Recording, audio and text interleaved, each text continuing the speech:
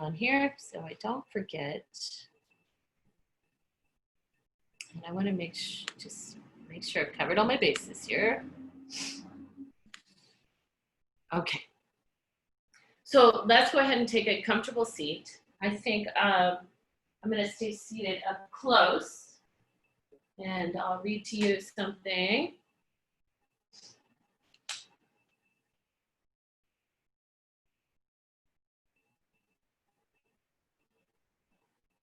All right.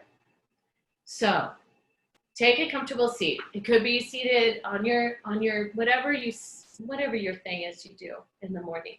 Whether it's in a chair, it's seated on a block, it's seated on some blankets, you're seated on the floor.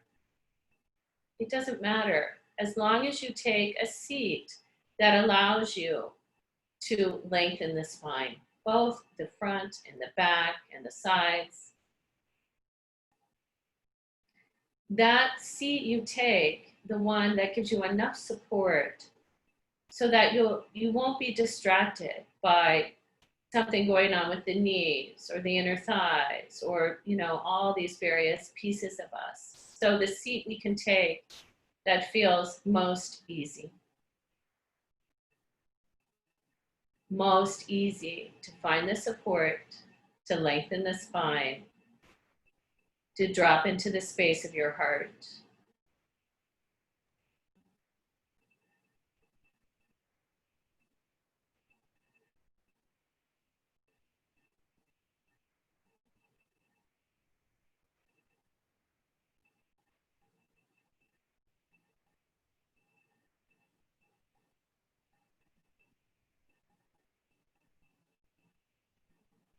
And then below your heart, your diaphragm. So as you are practicing either your Ujjayi breathing or the balanced inhale and exhale, see if you can notice the expansion of the diaphragm on the underside, or we could call it the inside of your rib cage.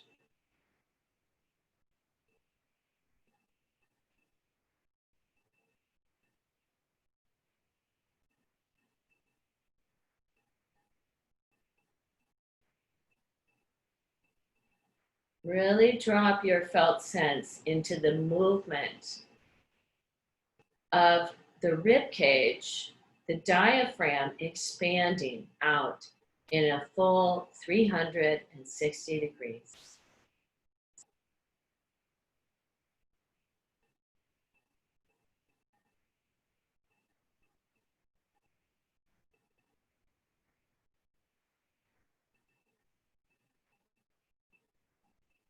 So on the inhale, do you feel the breath expanding all the way around the side body and the back body?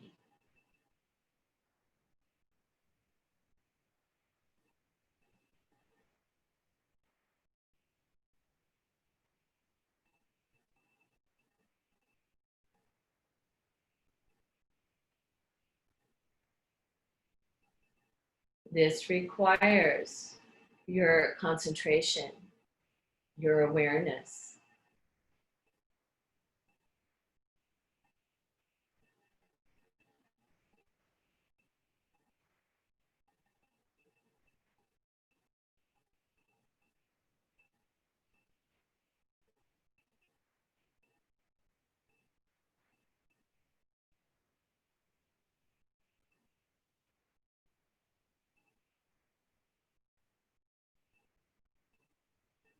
You might also notice that maybe the breath, the inhale lengthened in order to really feel that full expansion of the diaphragm in this 360 degrees on the inside of your ribs, all the way back, back, spine. And on the exhale, see if you can notice how the diaphragm domes up all the way up towards the bottom of your heart.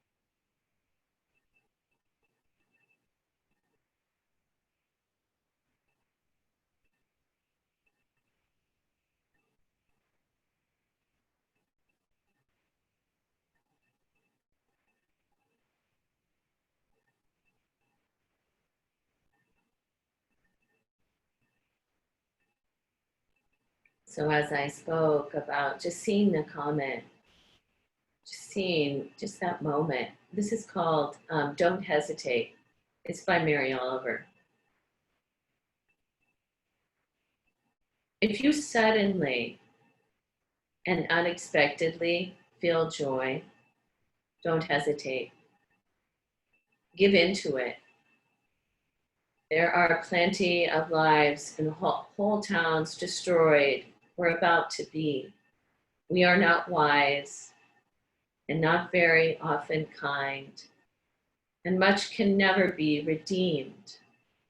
But still, life has possibility left. Perhaps this is its way of fighting back, and sometimes something happens better than all the riches or power in the world. It could be anything, but very likely you notice it in the instant when love begins. Anyway, that's often the case. Anyway, whatever it is, don't be afraid of its plenty. Joy is not made to be a crumb. If you suddenly and unexpectedly feel joy, don't hesitate. Give into it.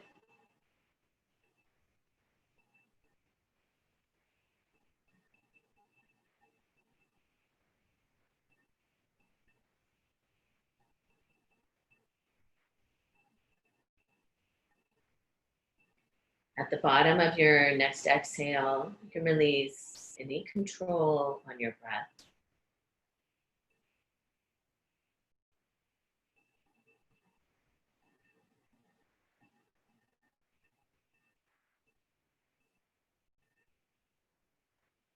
Bring your hands in front of your heart in Anjali Mudra.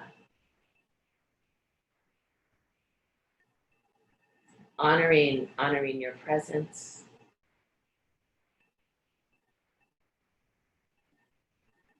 Honoring the gift of another day coming to your practice.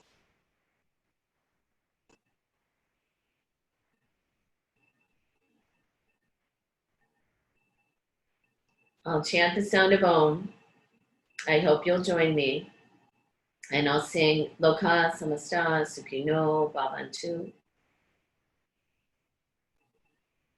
And we know this is meaning, may all beings in all realms find peace and happiness, joy. May we recognize this. And may my words or actions, once I acknowledge within myself and that in others, some ease and a moment.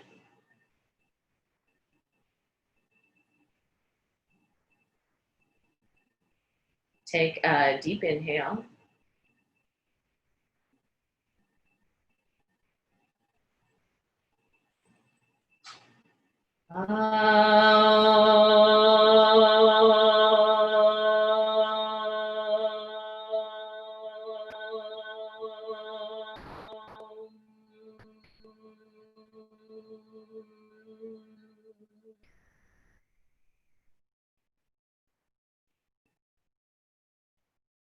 Loka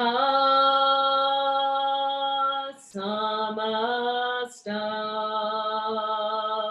sukhino bhavantu.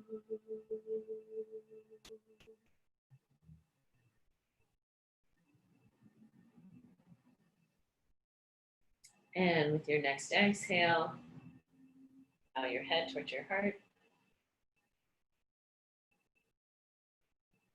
Release your hands. Lift your gaze. All right. Okay, so to begin our practice, we're going to come onto your back. We're going to come onto your back with the knees bent, feet flat on the floor. Make one little adjustment to the background noise. let's see. Maybe I should show you something. We've been working a lot with, oh, maybe I'll plug this speaker in. Oh, all these little details, I'm telling you. Okay. Plug that in, so maybe you'll be able to hear me better, but remember, I won't be able to hear you. That's so sad. Okay. So let me just say, we've been doing these toe taps. And you're gonna come down on your back right now and just notice once again where you feel contact with the floor. And go ahead and connect to your breath.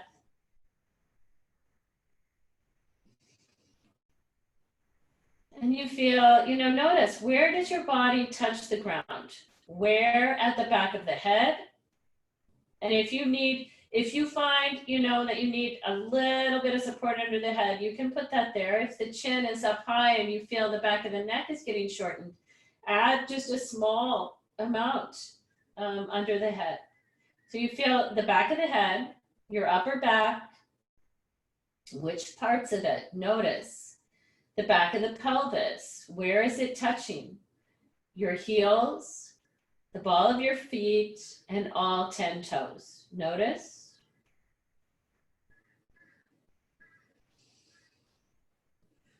Okay, and then you're going to take a nice deep inhale, and with the exhale, just pick up the heels. So it might be helpful to walk the feet towards the sit bones.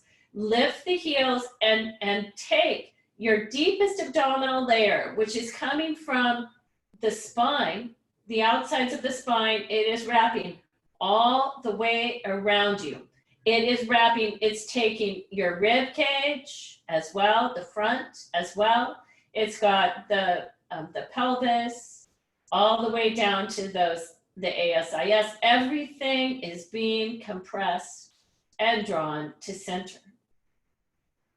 When I pick up my heels, I can engage this, which is why I cue you. Then take your hands behind your head. Clasp your hands behind your head and lift your head up, but hold your head with your hands so you're not straining your neck.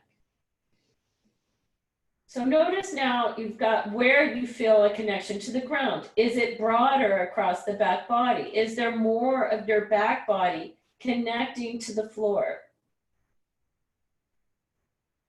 And as you lift the head up a little more, do you feel even more? So now the lower front rib cage has, slid, we could say. The back of the rib cage may be connected easier to the ground.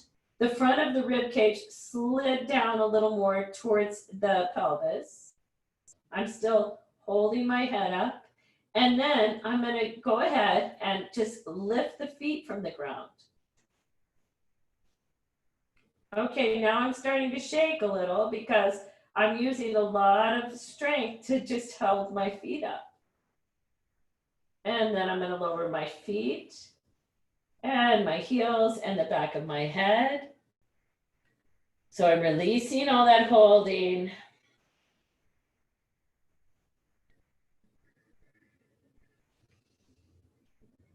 I'm wanting to remember and to wake up the communication from my brain to the nerves that talk to the muscles that create open this pathway to really help me engage and find and recruit when I'm looking for it as I'm, picking something up, or I want to be able to find this. So even if you don't necessarily notice it yet, we're laying down the road, okay? So another deep inhale. Exhale, lift the heels, lift the head. Support the head with the hands. Now the breath cannot be in the belly when we're doing this. The breath has to be in the back rib cage. Your next exhale, float the feet up.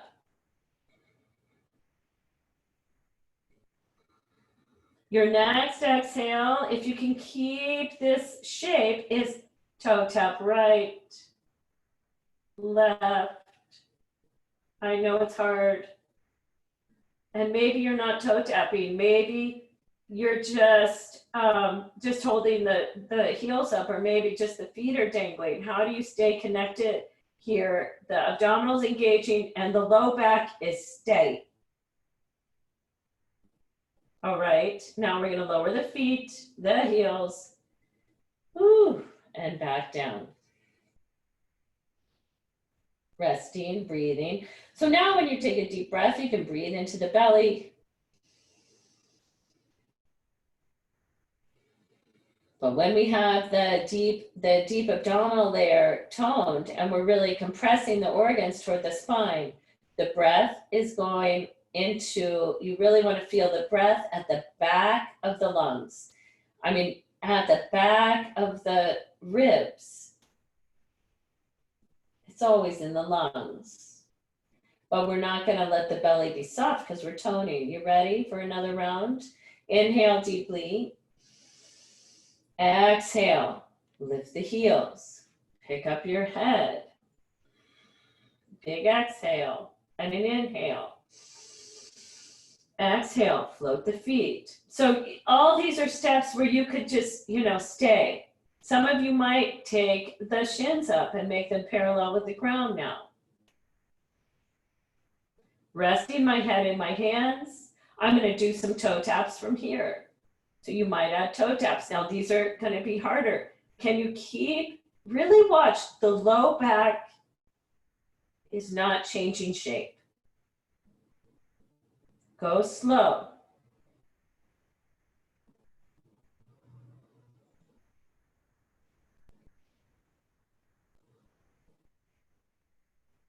All right. And then we bend the knees, feet, heels, head, release.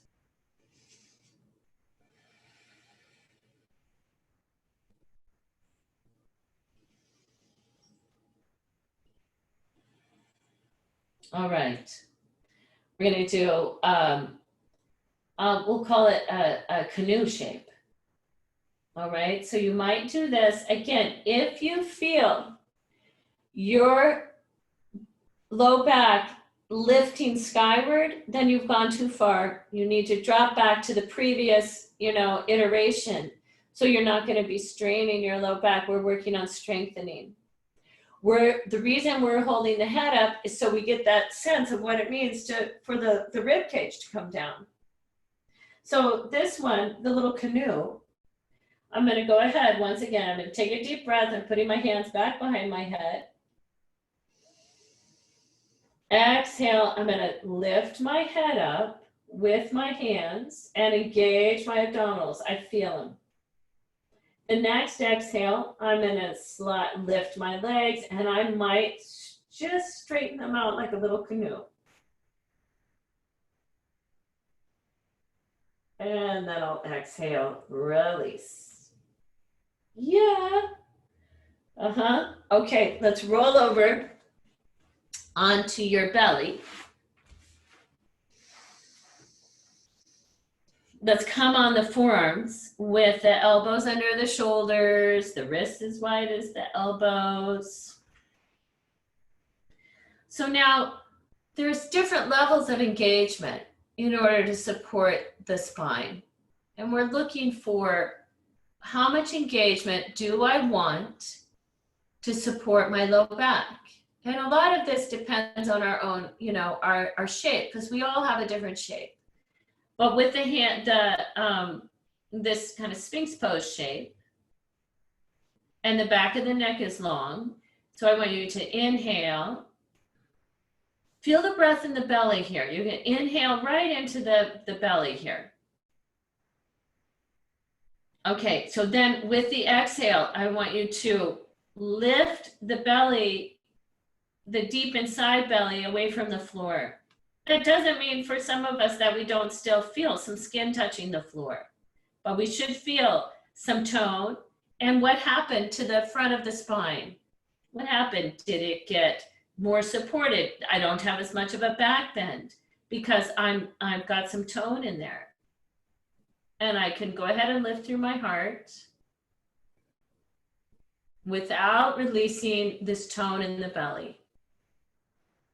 Deep breath in through the nose,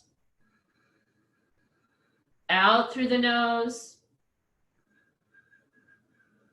I am shaking a little, definitely. And then I'm going to release, come all the way down. You could stack right hand over the left, your forehead on the back of your hands, and deep breathing.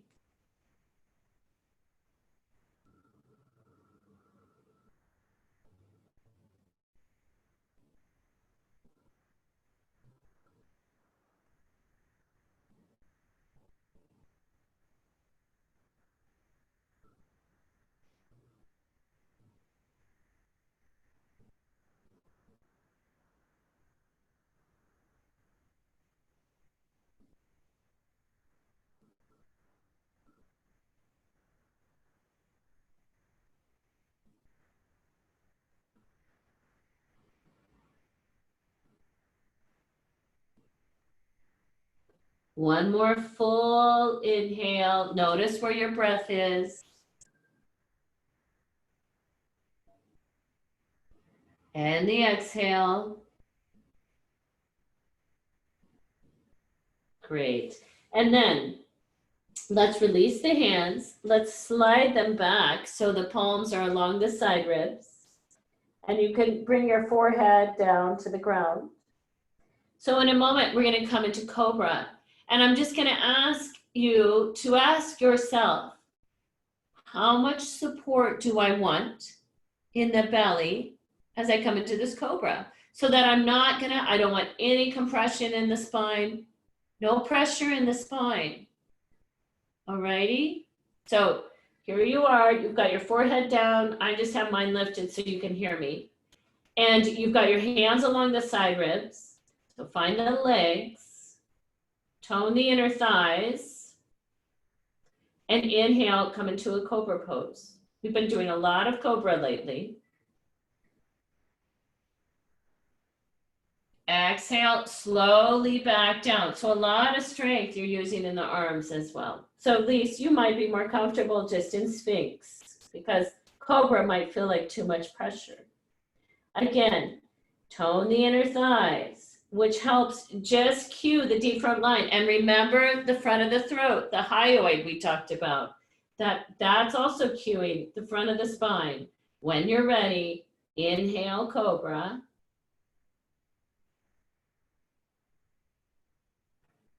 Exhale, lower, slowly. All the way down. Deep breath while you're on the ground.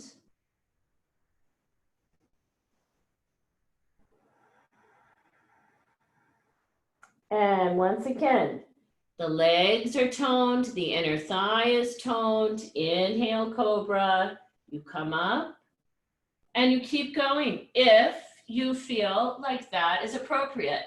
No compression in the spine. You might find seal pose. You might not. Exhale slowly down. You're going to inhale to all fours. Exhale, child's pose. Keep the arms extended.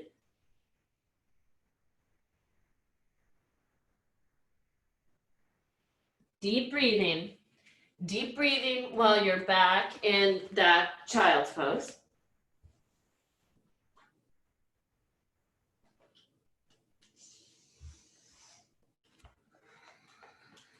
And then go ahead and walk your hands back. And I just want to, I want to just give you, so I've come forward, I unplugged that one speaker. Does anybody have any questions about the abdominal work? You doing all right? Okay, was there any compression in the lumbar spine in Cobra pose for you? All right. Okay, because we're looking for in those back bends. I don't care how much of a back bend. It could be a really mellow back bend. It could be a more demanding back bend. How much engagement do I want? And it doesn't have to be a back bend, right? Right? It could be a simple pose. It could be warrior one. It could be, you know, a side angle, which we're going to do. Right. And so Sharon says, sometimes there's a little compression sometimes. So I'm always going to inquire if I feel some compression, I'm going to ask myself, did I engage the adductors? Did I really draw the adductors to the inseam of the leg? Because those are connected to the deep front line of the body. And we were working superficial muscles, but also the muscles at the front of the spine. So keep asking, what about the adductors? What about those muscles? What am I getting? So you're really connecting into that part of you. One more question we have. Oh, right. So this is it. Nancy says she doesn't feel it in the pose, but after the pose. So that's another, that's more difficult in a way. And it might be because I don't know for sure, Nancy Lennon, I don't know if there's a habitual patterning that has come in that you're not noticing in the particular pose, or there's an injury or something that's come in. And so then when you come out, you're like, oh God, there it is again. So I love the curiosity. I want you to stay with it. Keep being curious. Yeah. Keep investigating this. And let's see. Yeah. Lower rib dressing. Yeah. Fine, Lise. Fine. Totally fine. Yeah. The adductors really helps. And so we're gonna keep looking at this. Thank you for your comments, and you're always welcome. You can email me, whatever, you know. Okay, so we're gonna keep going. Whoa, where are we going?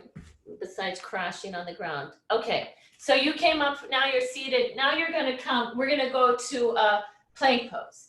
So if that's appropriate, you're going to take the wrists underneath the shoulders. Plank is such a great strengthener. Take one leg back, then the other.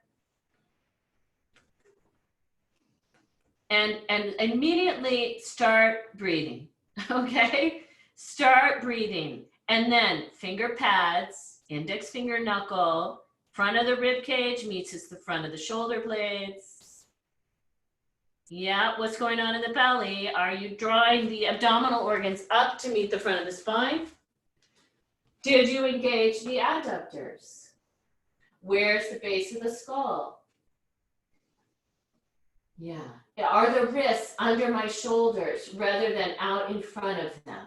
Are my wrists under my shoulders? Cool, at least that looks great. Let me see if there's any. Michael, that looks really nice. Really great shape. In your plank. Ellie, awesome. I love how you've got the lift at the base of the skull. Al, excellent. I love the base of the skull being lifted. Cool. Okay, one more deep breath in. And then exhale, lightly touch the knees down. Good. Knees lightly touch down. And can we be in, can we take puppy or downward facing dog? If you take puppy, you're gonna walk your hands forward. You'll still be weight on the knees. Keep the hips up high so that in puppy, the spine is long. You're still getting an opening through the shoulders. But feel the strength as you reach. So you're either in downward dog or puppy, and no matter which one you're in, you're still reaching from the outer shoulder blade to the upper arm bones, all the way into the index finger knuckle and the finger pads. All of us are taking the rib cage then toward the pelvis and the back of the diaphragm. What's happening at the back of the diaphragm? This can be especially true for those of us in downward facing dog. Sometimes we let the back of the diaphragm become very narrowed. So how do I lift the back of my diaphragm up if that's a particular challenge for me, or it's part of my shape? That's been a really important one for me. Inhale, let's all go to plank.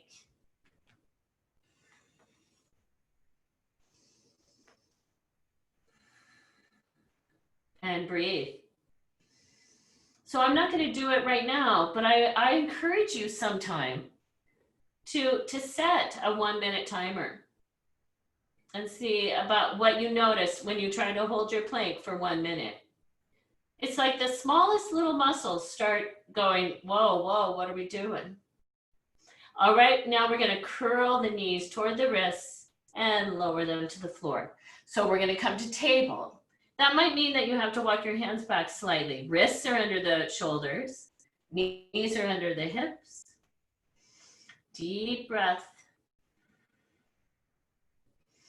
With your next exhale, let's take left leg back, right arm forward. Another core strengthening exercise here.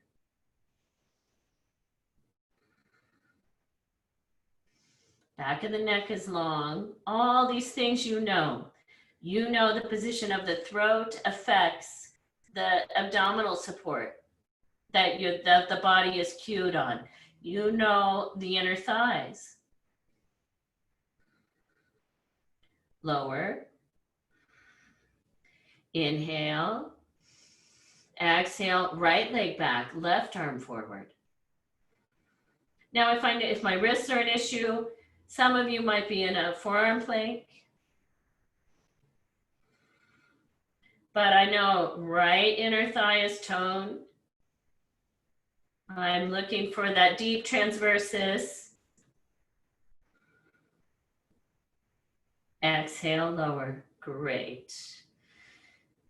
And take an inhale on all fours. Exhale, let's go to cat.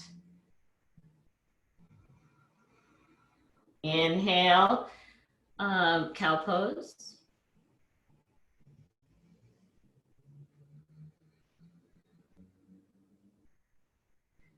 Exhale, cat. And then we're going to release that. And can you lie on your left side for a moment? You can lie on your left side and you can either use your arm to rest your head or you can put a pillow. But can you straighten out all the way from ankle, outer hip on the right, armpit, ear, all of these in a line. And let's take the right hand for now and just put the right fingertips lightly on the ground. We're going to exhale and just pick up the right leg, just, 4 inches. Reach out the right heel. Okay, and now can you take your lower left rib cage away from the floor? Lower left ribs right now, I could, there could be a whole little army of critters that could crawl under my lower left ribs. So I might need my right fingertips here to help me. This is a core exercise as well. Or I might not. I might be able to engage and balance. And then can you lift the right leg up and slowly down without rotating the leg? Toes are pointing straight forward. Lower left ribs are not going to the floor. Lower left ribs stay away from the ground. And I'm watching the pace. Can I lift at the same rate that I lower? Can I lift and lower? So I'm working the outer hip, which is about balance.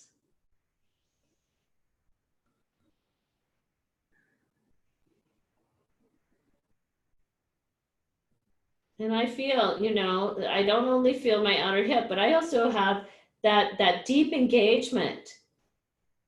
Great. Okay, and I'll lower that down. Let's just bend both knees. We've got the knees and ankles stacked, and we're going to press the right heel into the left heel and just do a few clamshells.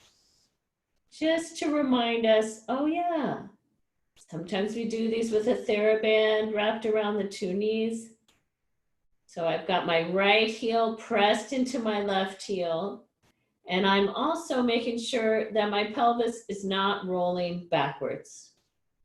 That as I lift this knee, my pelvis, this is in the hip. My pelvis doesn't need to go with my hip. I want my hip to do this external rotation all on its own. 2 more. The integrity is critical all the time. Staying in our integrity. Okay. Then we're gonna roll over to the other side.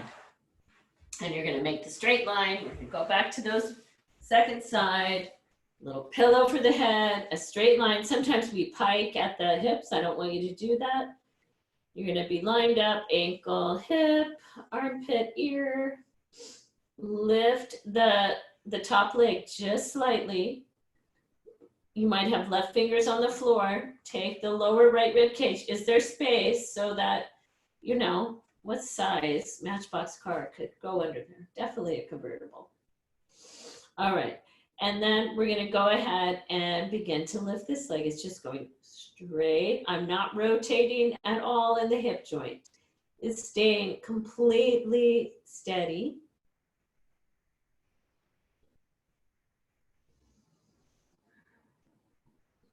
And I'm not resting my leg when I come back down either. I don't rest my top leg on my bottom leg.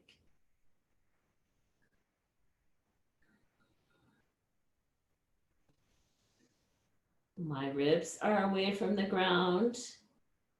I might have my arm even away from the floor because I might be just working on keeping this tone along the front of the spine is where that's happening.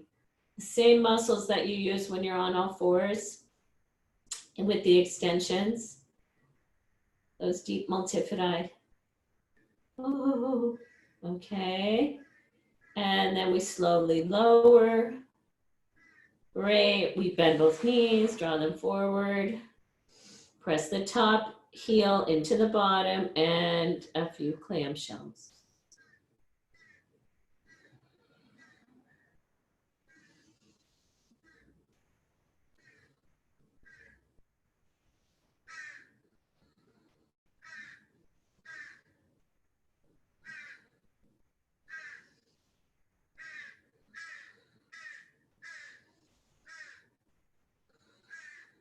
Breathing deeply.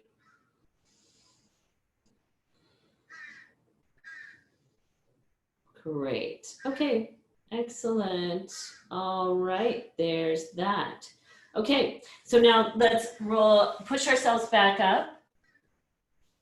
And we might take a blanket to cushion the knees. Let's just do it. Let's cushion the knees because we love our knees and the knees are so vulnerable. The outer hip strength can really help the knees.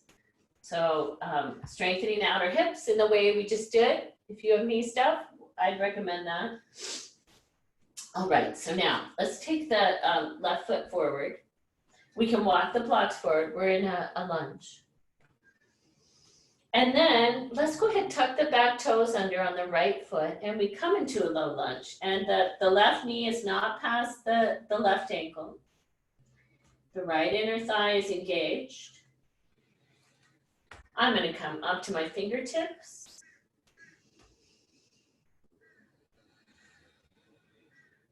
And I'm going to start to take the arms away from the blocks. I'm in a high lunge. And if it's all right, I'm going to inhale, take the arms out and up.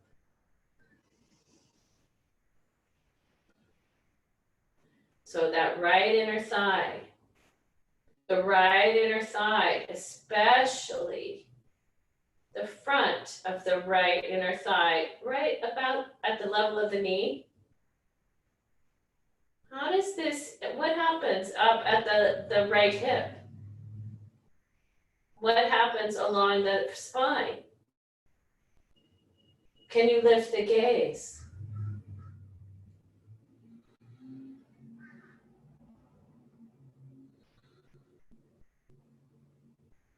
And then we'll take the arms out.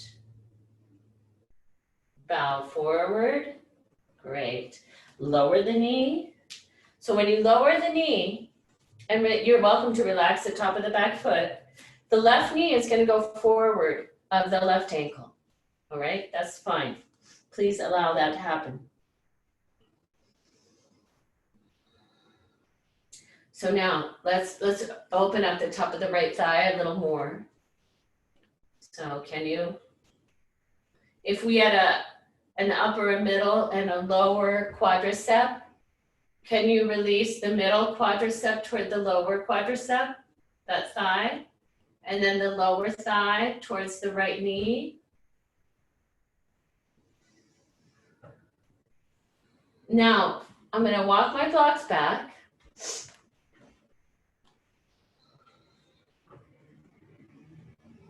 Make sure I'm still releasing at the front of that right thigh. And now I'm curious, between the right pubic bone and the right inner hip, I want a little tone. Okay, so I'm tapping into psoas area now. So from the right inner thigh, the inside of the pelvis, there's a little tone there, but I'm also lengthening it, not completely falling, okay?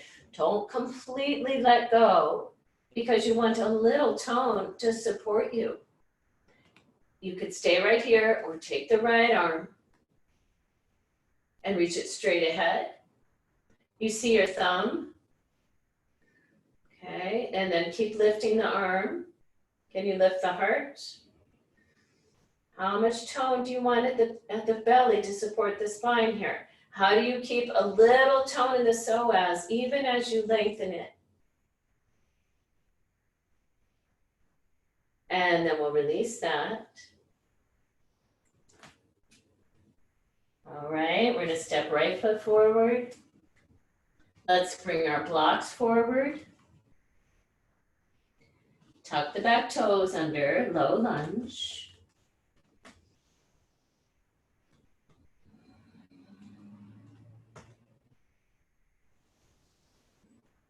Come up to the fingertips. All right, so I know when I press down into my right heel, I feel not only the hamstrings engage, but also my pelvis make a very slight turn to the left. Aha. Toning the back inner thigh. I feel stable. Start to come upright. The arms can go wide. I might stay here, or I might lift my arms. So if the gaze if the gaze is toward the floor, bring it straight ahead. If the gaze is straight ahead, can you start to lift the gaze? Look for a moment. If you feel a moment of joy.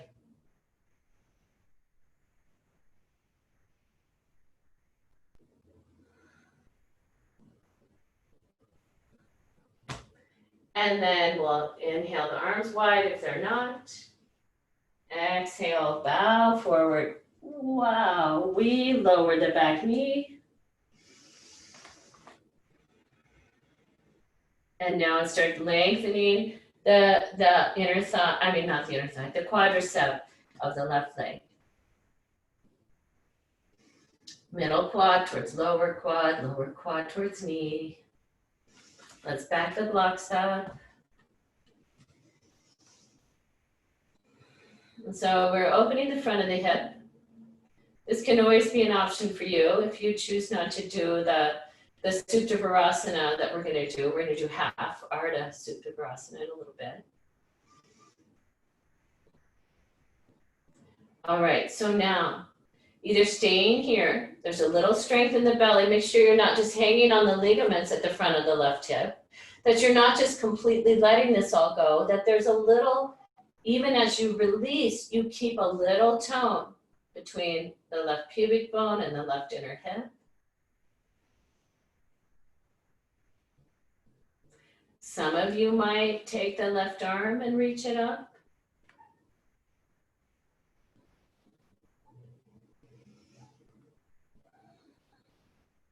Then we'll release. Right. Step the right foot back. All right, and take either puppy or downward facing dog.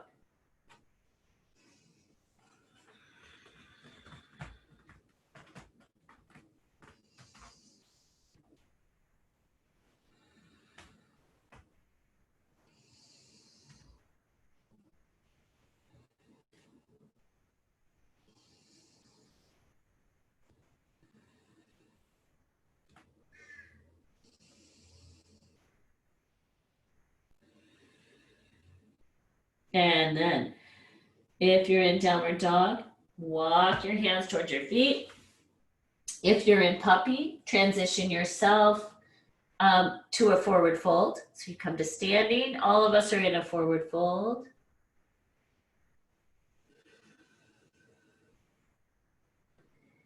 And then we're going to inhale, come all the way up. And exhale, hands back in front of the heart. And release the arms. All right, so let's move my blanket out of the way. We're gonna set up for side angle pose. But what we'll do first is we'll just take our blocks, put them out there so we know where they are. We'll stand for a moment in Tadasana. Inhale, lift both arms, Urdhva Hastasana. Exhale, hands in front of the heart. Again, inhale, lift both arms.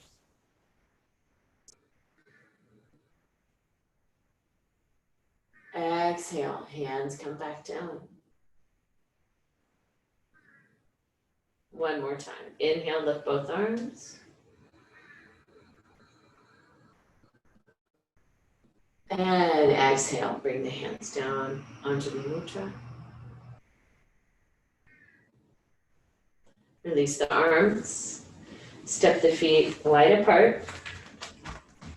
Let's take right foot out, left foot in. We're going towards side angle pose. So inhale, take the arms wide. Exhale, side angle. So if you want to bring the back arm onto the hip to begin.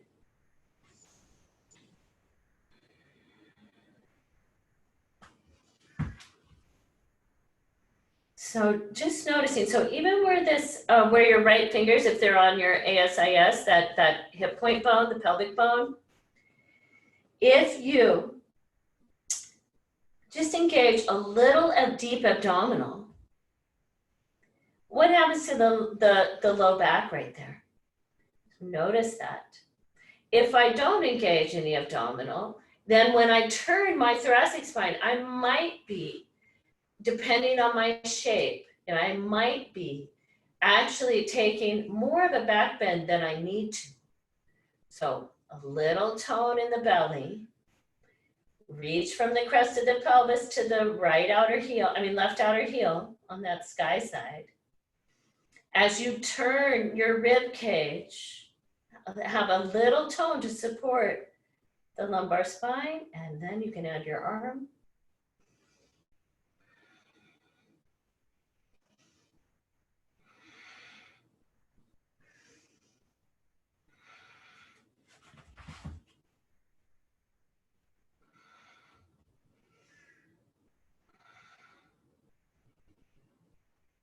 And then let's inhale, come up. And second side. So what's interesting to me in my own body is just how much abdominal tone do I want when I do that pose, and what happens if I engage it, to what degree? These are the things I'm curious about. Inhale the arms up. Exhale, second side.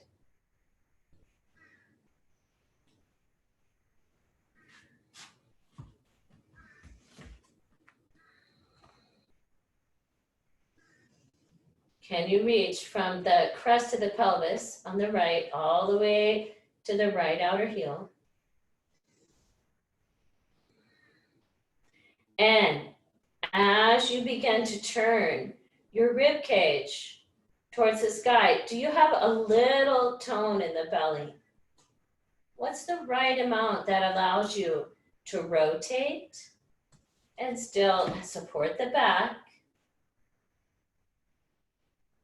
especially right at that SI joint on the back leg? Reach the arm out when you're ready.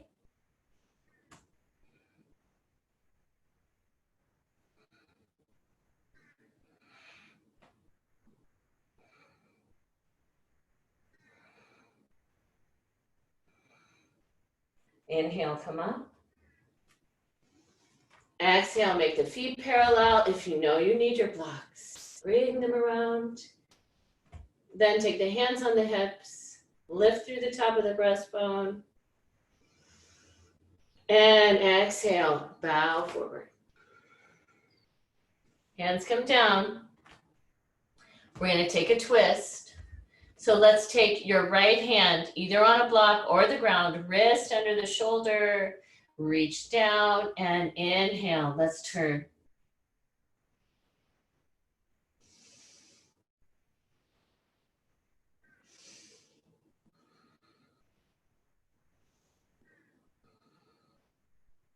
Exhale, release.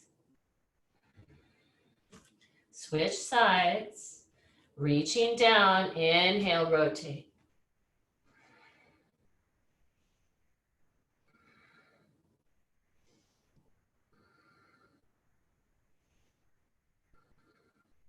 Exhale, release. Great. Walk the hands out, downward dog arms.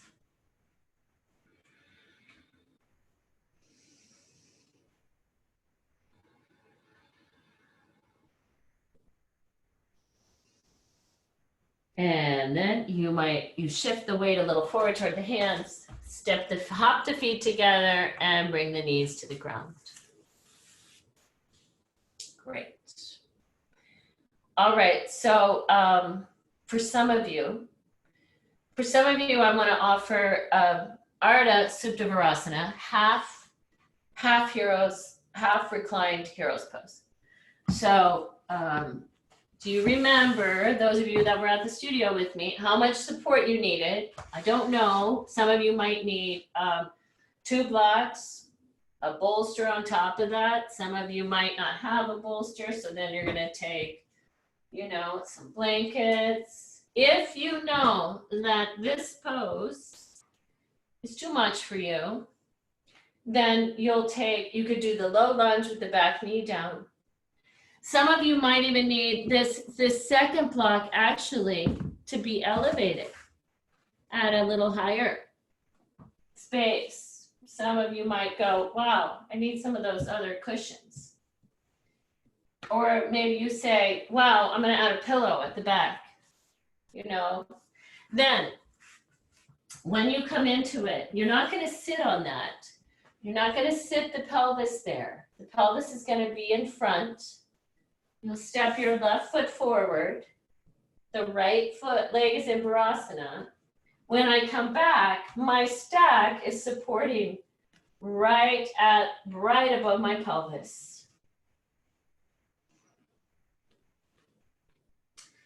And I've got my right knees toward the midline and I'm lifting my pelvis up to lengthen through the front of the right hip. So this is Ardha Supta Virasana, half Supta Virasana, half reclined hero's pose.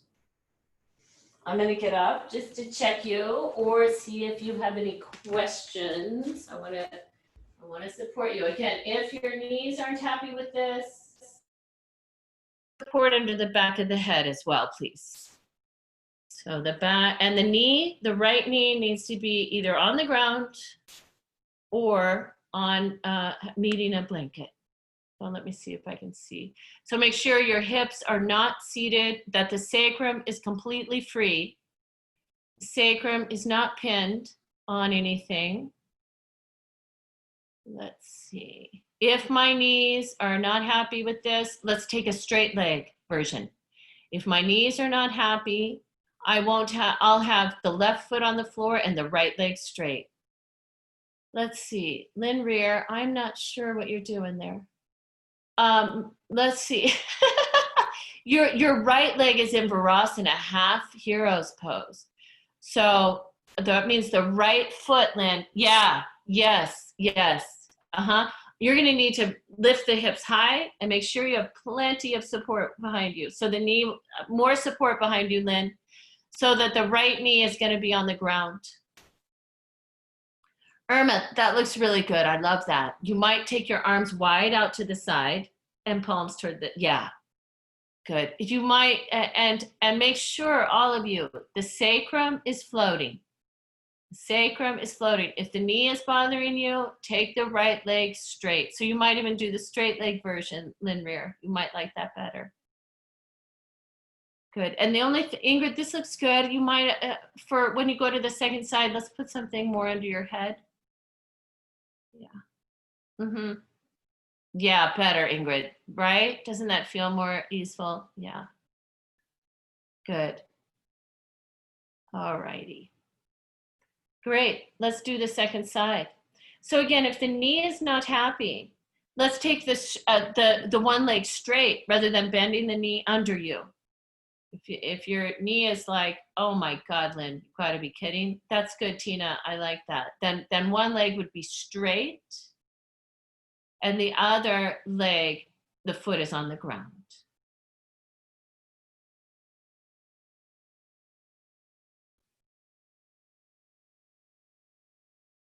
For those of you where you have the Virasana leg, one leg in Virasana, one leg foot on the ground, lift the hips. The hips come away from the floor. The hips are not resting. Yeah, and so Lynn, on the straight leg version, let the left leg be completely straight. Yeah. And then yeah, and then is the, I can't tell for sure, but the low back is completely supported. For some of you in the straight leg version, you might want some support under the left knee. Let's see, Lynn, I would lower the pelvis a little more. I can't totally see the side view, but, and then the left leg, can the left leg, is that straight for you, Lynn? Probably. There you go. Yes.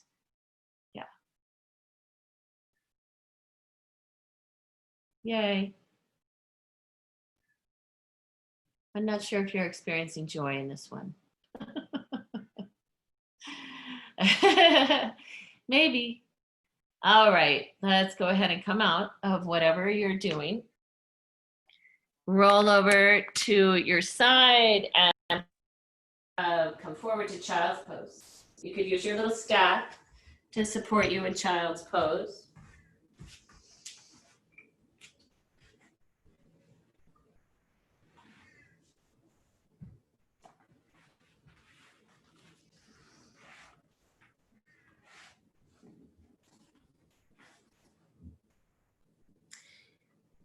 If child's pose is uncomfortable on the knees, then lie on your back and bring your knees to your chest.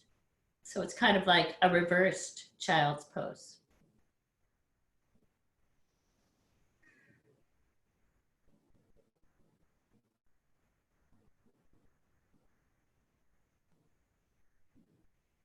All right, great. And then let's walk the hands back. All right, do you have a strap? I want to do a supported version of Supta Padangusthasana. And let me show you what that's going to look like. Let's see. Change this view. I'll show you what I want for this, because I want this to be well supported. And so I gotta make sure this camera is going to show you what I mean. Okay. So when I'm gonna take either, if I had a bolster, I'll use my bolster. If I don't have a bolster, which I don't in here, I'm gonna take 2 blankets, folded in that lengthwise way. And I'm gonna put them, there in a moment, they're gonna be at an angle. And then I'm gonna have my strap.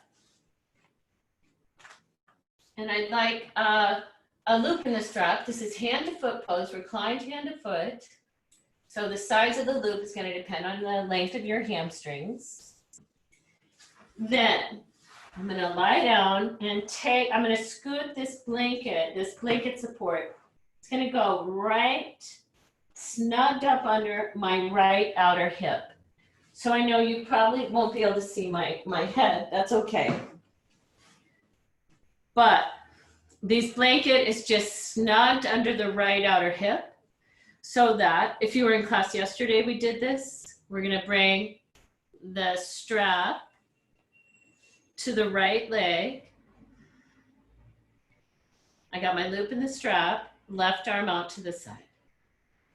So this is snugged up and under, so that in a moment when I go out, I have the support under that right outer hip, and it helps me keep my pelvis level. It just feels so great. I don't know if it'll feel great to you, but of course, let's give it a roll. If the wall is right there and you want to put your left heel at the wall, that can feel really nice too.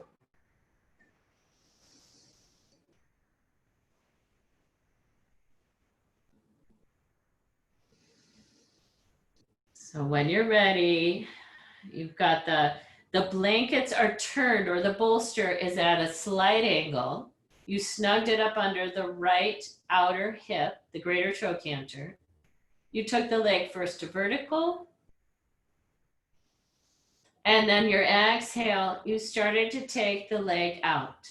So you might need more blankets or more pillows or more couch cushions, whatever. It just depends on the opening of the right leg. From the back of the diaphragm, can the back of the diaphragm on the right, let that be lengthening. Let it be broad.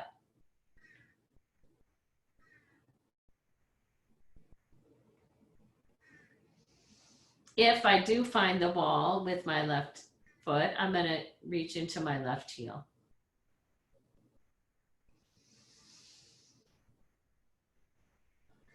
And then we're going to inhale, bring the leg back to vertical.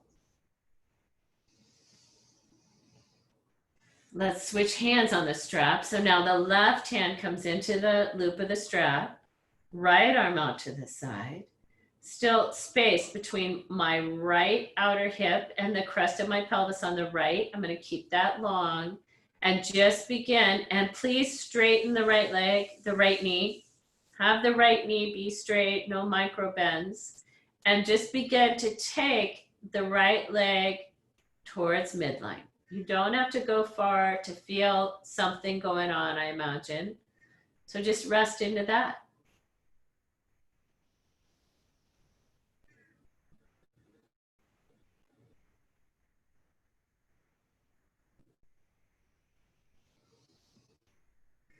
And drop back into your breathing.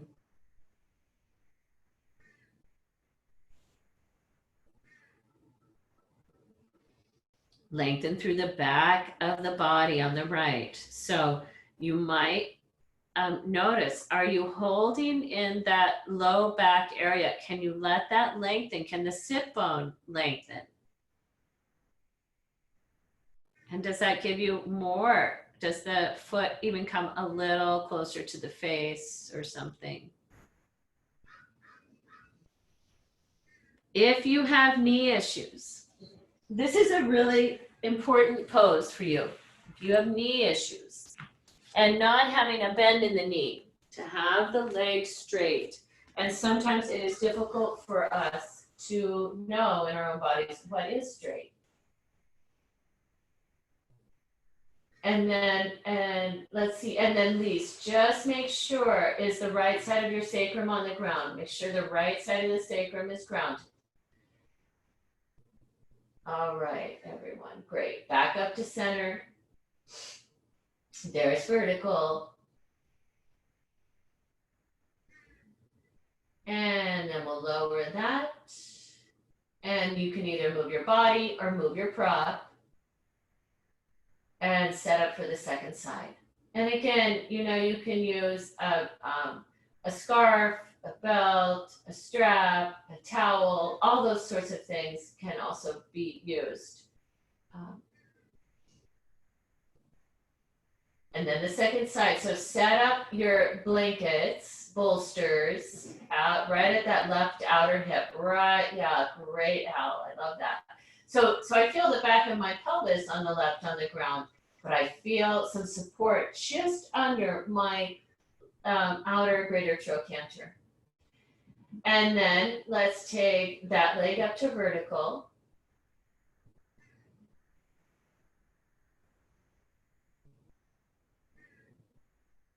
Yeah. And you can tell, like when you put the leg up, you know, that's when you really know, yeah, oh yeah, this bolster support, it does have to be at about a 45-degree, where the narrower end would be where my foot would have been. You know, that's how it snugs under. Good.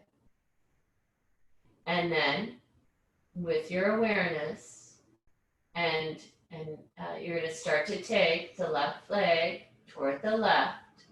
You should feel that support. If you have enough of it, you should feel the support right underneath that greater trochanter there as you bring the leg toward the side. And make sure you give yourself enough strap. So Tina, give yourself enough strap so that you can straighten your knee a little bit more.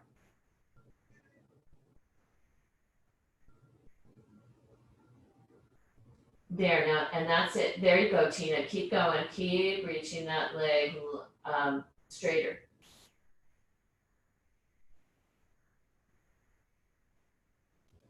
Good. I just love how the outer hip is supported in this. It has a way of talking to actually my inner thigh. That is what I really appreciate. The pelvis should be level on the ground.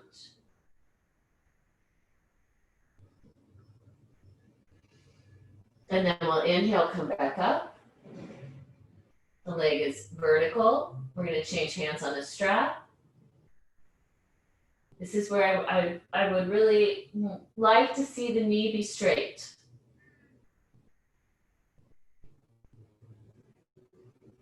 Where is straight? What is straight? Sometimes I try to get more aware of the spacing between my femur and my tibia. Is it balanced front to back? Then we're going to cross a little over midline. There's no telling where you're going to feel the sensation. It can be anywhere along that line. But because the lateral hamstring has a short head that just goes, it can really become tight, and that can really contribute to knee pain. So anywhere along this line of the lateral leg that you are stretching, don't make it the most intense experience ever. We want to feel tissue changing. And make sure you didn't shorten between the left outer hip and the left rib cage, the left pelvis. That's still long.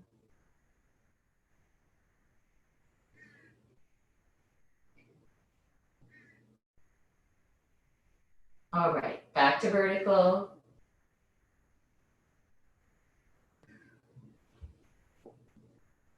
Great. For that moment of vertical. And then we're going to exhale, release. Okay, move that blanket out of the way. Both feet on the ground, please. I might go just a tiny bit past 10:15. I hope you're okay with that. I just want to do the figure 4. So can you take the little toe side of your right foot and put it on the left thigh? The little toe side of the right foot just below the left knee. And then either with a strap or your hands, Use the strength of the left quad to draw the knee toward the chest. Let the lower left calf and ankle relax. You're pressing the little toe side of the foot into the top of the thigh. And the strength at the front of the thigh takes some of the effort out of the arms. The strength at the front of the left thigh. And can you also just check, I'm hoping there's a little more weight on the side that is not being stretched.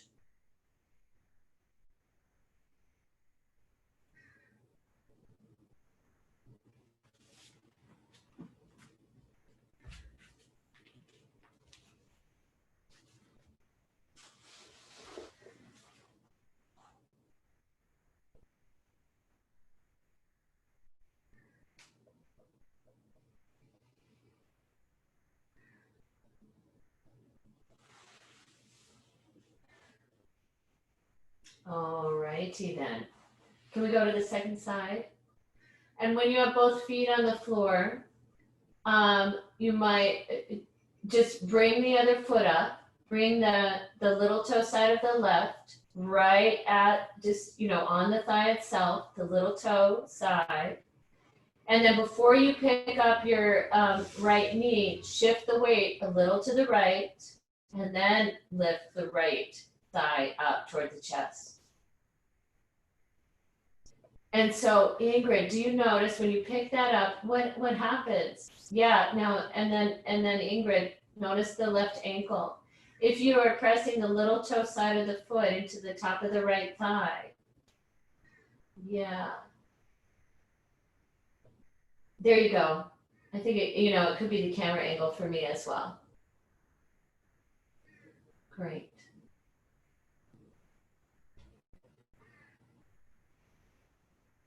So you can always use, again, a strap if you can't reach the back of the thigh, or you can use, a towel, you can use whatever. In addition to the strength at the front of the right thigh. So that it's not just about pulling with the arms. And do you need support under your neck? If you do, I hope you put it there. All right.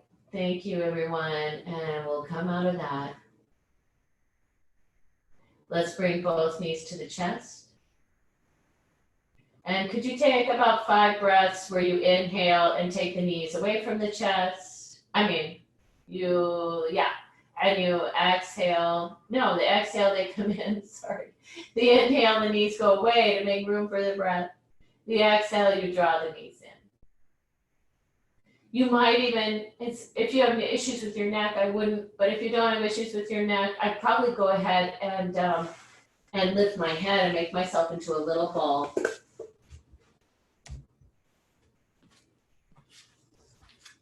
And then you're going to come to Shavasana.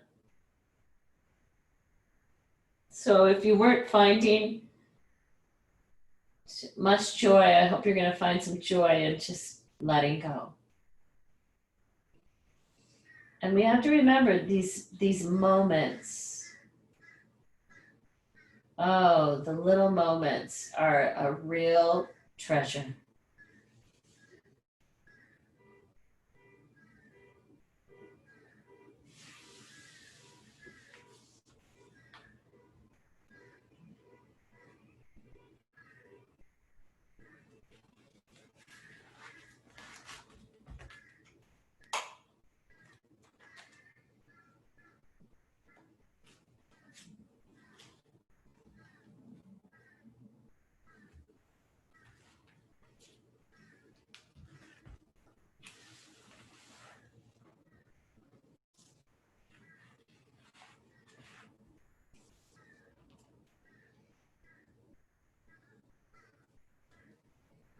If you suddenly and unexpectedly feel joy, don't hesitate.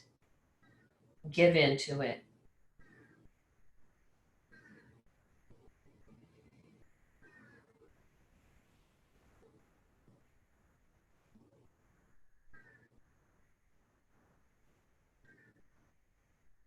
It could be anything, but very likely you notice it in the instant when love begins.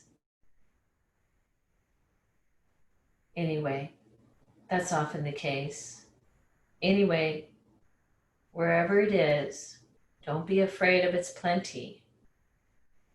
Joy is not made to be a crumb.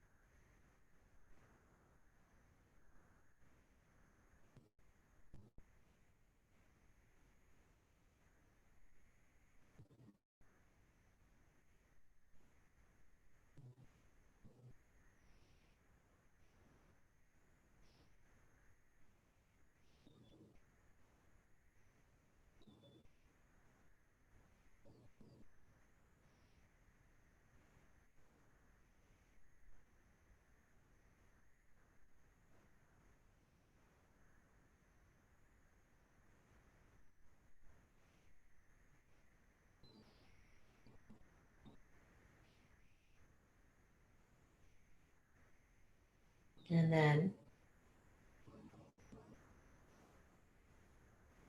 allowing your breath to deepen,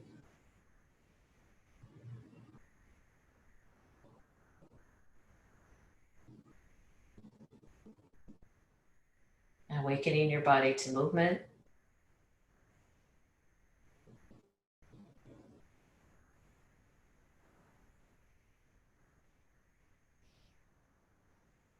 Rolling over to one side.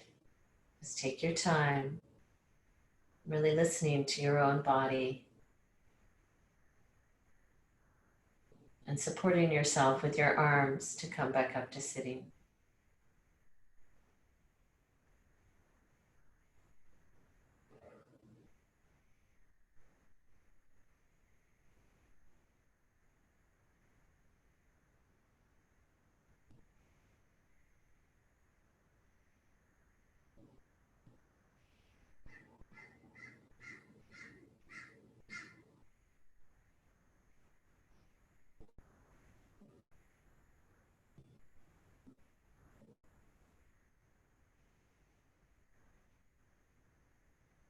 Bring your hands in front of your heart.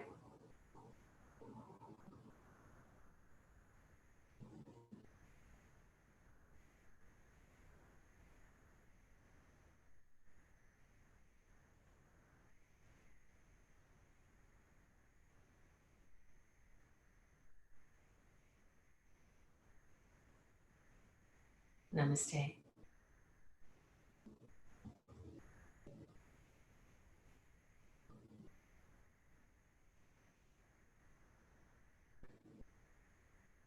Thank you, everyone. Thank you for your time.